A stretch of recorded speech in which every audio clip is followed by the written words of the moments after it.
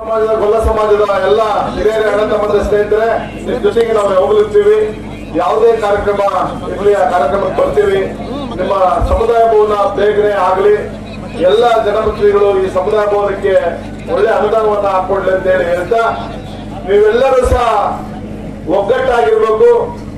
ಯಾವುದೇ ನಿರ್ಣಯ ತೆಗೆದುಕೊಂಡ್ರು ನಮ್ಮ ಸಮಾಜಕ್ಕೆ ಒಳ್ಳೇದಾಗ್ತಕ್ಕಂಥ ನಿರ್ಣಯವನ್ನ ತೆಗೆದುಕೊಂಡ್ರೆ ನಿಮ್ ಜೊತೆಗೆ ನಾವು ಇರ್ತೀವಿ ಅಂತ ಹೇಳಿ ಹೇಳಕ್ ಬಯಸ್ತಾ, ವೇದಿಕೆ ಮೇಲೆ ಈಗಾಗಲೇ ಶ್ರೀನಿವಾಸಣ್ಣನವರು ಸಾಕಷ್ಟು ಒಳ್ಳೆ ವಿಷಯಗಳನ್ನ ಹೇಳಿದರೆ ಅವರ ಮಾರ್ಗದರ್ಶನದ ಮುಂದೆ ಸಾಗೋಣ. ಪೂಜ್ಯರುಗಳ ಆಶ್ವಾಸನವನ್ನು ಕೇಳೋಣ.